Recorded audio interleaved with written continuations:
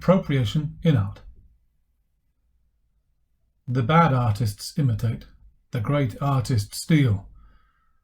Pablo Picasso, it was attributed to him, although he took it from someone else as well, and then Banksy takes it from him.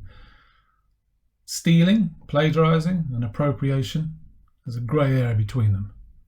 Artists borrow the ideas, images, and objects of others to reinforce the statements they're trying to make, but they must recontextualize. Francisco Goya's The 3rd of May 1808, painted in 1814, shows us an execution. The French soldiers execute the Spanish civilians.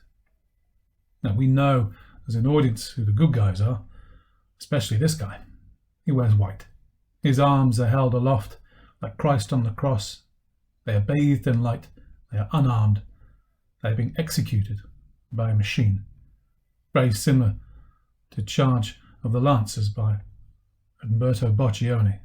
They blend together to make a war machine, faceless and evil. A very powerful artwork based on a true story as painted by Francisco Goya. More than 50 years later, Edward Manet appropriates the image in his execution of Emperor Maximilian of Mexico. We automatically know, because of Goya's original, who the good guys are. It has to be these three men. One of them must be Emperor Maximilian. And again, the faceless soldiers we don't see. It's a homage to Goya, a thank you if you like. Not only does he recognize the image, but Manet places little figures across the top, reminiscent of the work of Goya. Appropriation in art and art history refers to the practice of artists using pre-existing objects or images in their art with a little transformation of the original. There are many versions of this particular painting. After Manet, of course, Pablo Picasso's massacring career in 1951, nearly 100 years later. Well, we see not just a borrowing of imagery from Goya, but he also borrows from Manet's Maximilian. We see this figure on the right loading his weapon, similar to this figure here. Later on, another 50 years or so, Yu Minjun's Execution borrows from Picasso, who borrows from Manet, who borrows from Goya. The message is clear in Goya's painting. That's why appropriation can be utilized. But the image is recontextualized. It is not plagiarized, but borrowed. Salvador Dali's Gala contemplating the Mediterranean Sea, which at 20 meters becomes a portrait of Abraham Lincoln, painted in 1976. A lot of words, but also a lot of information going on. Gala was Dali's wife. And we can see a very small image of Abraham Lincoln, pixelated, much like this larger one. Dali recommends standing 20 meters away to be able to see the image properly. If we do that and we squint, we can see the face of Abraham Lincoln. If we go back, we can see the image from which Dali appropriated.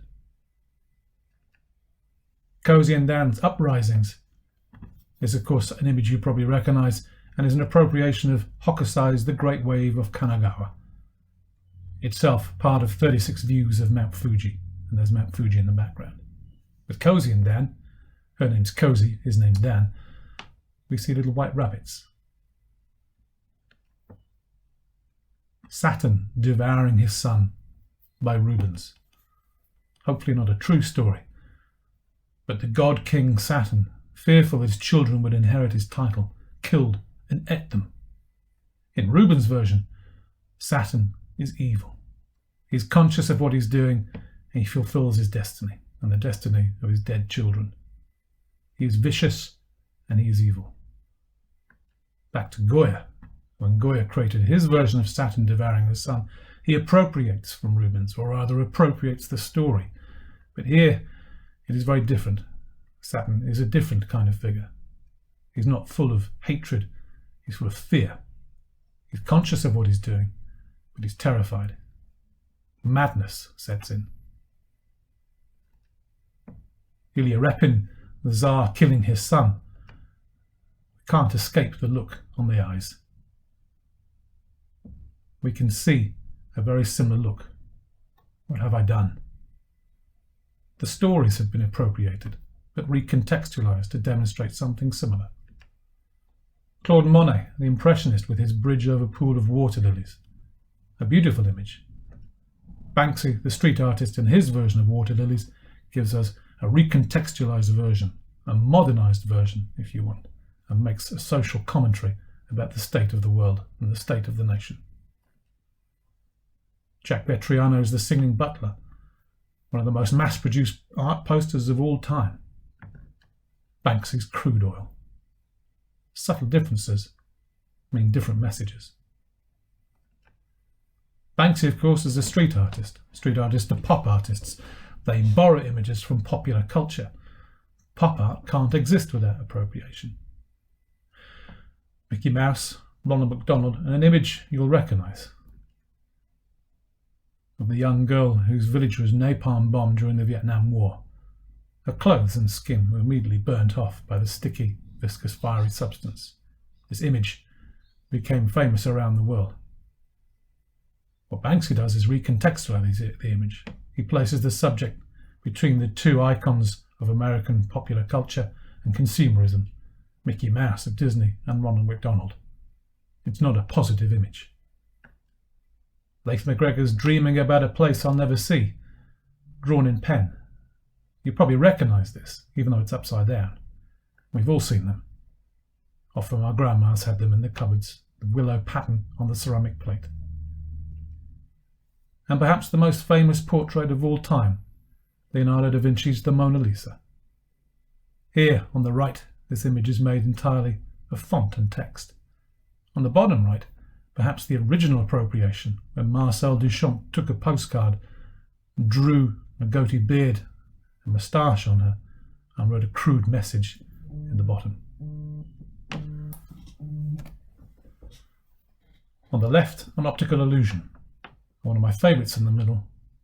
It's made of cups of coffee. Sampling is appropriation, but appropriation for music, including the Avalanche's Since I Left You, perhaps the greatest Australian album. And music, of course, in music video. Here the band Hold Your Horses and their song 70 Million parody and recontextualise and appropriate famous paintings. Worth a watch sometime.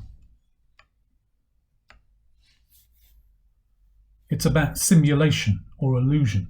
It's false. Words like pastiche, faux. There is a pretense. Appropriation could be about recreating, perceiving the real and the surreal. As in Banksy's CCTV.